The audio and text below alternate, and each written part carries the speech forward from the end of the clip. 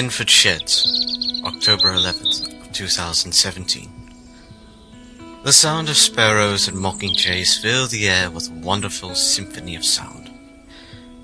But silence loomed over the pair of engines, and was slowly waking up from last night's conversation. Melissa Drake Henriksen, otherwise known as Number 245, was in a state of utter disbelief after her lover Redding unveiled his previous experiences that had reawoken a disturbance in his subconscious the previous day.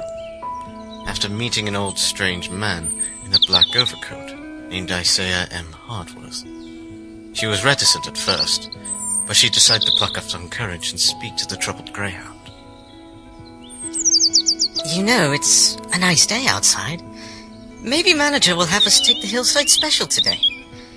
That should cheer you up, right, dear? Right? The greyhound simply reversed out slowly into the morning dew and eyed with her face to face as he was being prepped for the morning charter. I know you didn't want to hear any of that. I'm sorry for making you worry. It's okay, it's my job to worry for you. We are together always, and you know what that brings. I know. Maybe I just need to clear my head. Thanks. No problem. Now, go and get a move on. I don't want to keep the tourists waiting for you now, do you? Don't worry. I keep the time better than a silly blue tank engine. As Redding huffs off, Melissa couldn't help but still feel uneasy about what he told her last night. Black water? Of all things, why bring that up? At 8:30 a.m. in the morning, Redding made his way to the Bodmin station platform with his coaches already there after being shunted by Panya 7714. A group of tourists from the Somerset region boarded the charter train whilst the crews and station staff were finishing their morning orientation in the station master's office. However, Redding began to get that same strange vibe again, and noticed who was among the various visitors. It was yet again the same man he saw the previous day, the so-called expedient doctor, Mr. Hartworth, and his son Frederick Bishop, entering the concession shop before the charter's departure. Redding began to feel rather quietly enraged. You're the one who made me suffer. It's got to be you. Yet you don't seem to acknowledge who I am. You can't hide your crimes against me behind that act of yours. Meanwhile, in the station concession shop. Dad, you seem to be very curious about this railway now since our last visit. Is there something that interests you here? My curiosities I keep reserved to myself, son. But to answer your question, I have a sense of familiar since we were here. I can't help but figure it out. Something about that engine outside gives me food for thought. What? The 120? For all I know, that engine is probably the NRM's longest loaned engine in its collection. 'Twas saved from the old Exford Junction sidings in the 60s. People seem to like it for whatever reason. Interesting. I too feel particularly fond of it. Half an hour later, the Hillside Special charter train was ready for its departure from Bodmin to Boscombe Junction, with Redding full of energy and power. But before he departed, Mr. Hartworth and his son walked by him, and just as they did, Hartworth turned his head and glared at him. He said in a low key, "Hello there," and proceeded to walk into town and disappeared into the veil of crowds. Redding was really at unease now. Why you? You know exactly who I am. Redding, you alright? Focus now, we do have a photo charter waiting for us, remember? Of course. Where is my composure? Alright, driver, let's get to move along, shall we? The charter proceeded across the beautiful rolling hills and forests of the South Country, where nothing but the warmth of the sun and serenity of the peace and quiet gave the passengers a marvelous sight to behold. His fire was running nicely, and his whistle in full cheer. The Greyhound was really enjoying himself, despite what had happened earlier. At 9 a.m., the passengers of the Hillside Charter had arrived at Boscombe Station platform to take an hours-long tour around the area. Redding uncoupled from his train and went off to settle in a siding while waiting to be retuned. Melissa was right.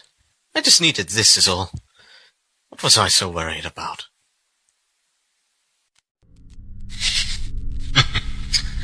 That's what you want to believe, isn't it? What? As he opened his eyes, Redding found himself in nothing but a blank void. Right in front of him was a familiar figure, obscured from what he could only assume to be a blur of a shadow. Come now. You know exactly what I'm referring to. Then again, you just like to forget, since it makes it easier for you. Show yourself. Don't speak without showing me who you are. The figure merely laughed maniacally. Playing games, are we? Well then, how about we just quit you? What are you going on about? Whose death did you pity the most? The Greyhound wakes up suddenly from the subconscious endeavor without even so much as a scream. But his eyes tell a different story. Alright, steam pressure is good, fire's been dampened a bit, no sparks, brakes all tuned, gauge is A-OK. Come, Redding, let's get a move back home. Besides, Wells will take care of your midday luncheon, while you can pull the goods charter. Oh, right. Let's go on. As he is being coupled, he looks over his surroundings. But as he looked at a window pane of the station, he saw a horrifying image peering from his own reflection. I'm waiting for my answer. What? What? At midday, he returned to Wenford Bridge to switch places with one of the other diesel engines of the line, and so he consoled to seek rest in a siding by the coaling slates. He then looked at the station platform, and he saw again Mr. Hartworth, standing, gazing at him from afar. It's as if time and space stopped of their own accord, as the hatred of one another's presence made the atmosphere unsettling. So this survives the trials. Father, come now. We're leaving for Olivia's tea-time brunch with our managers, and I don't want to be late. Coming, boy. Just reminiscing with a old dog.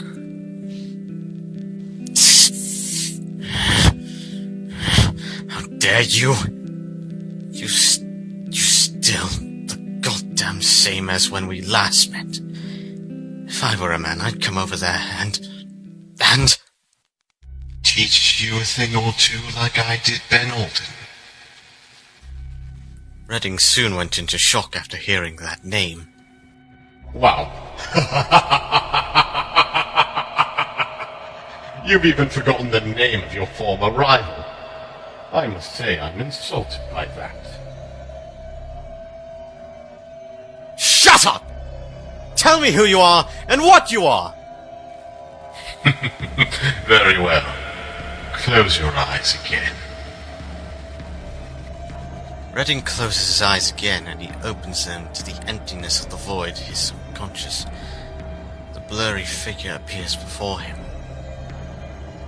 Do you know why I know so much you don't know anymore, dear Daniel? No. But I'd like a damn answer to it. I demand it so. Then answer my question. Whose death do you pity the most?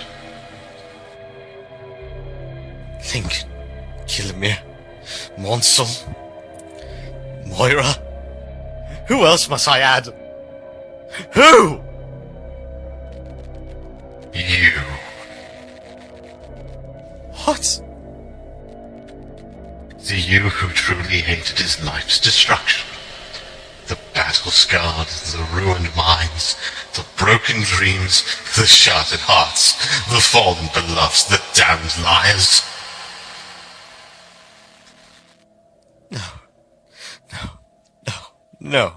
No, I would never. I never. The blur suddenly takes shape into something he never thought he'd ever know again. Swallowed by hate, loathed his happiness, disgraced his love. I am the real you, Daniel. No!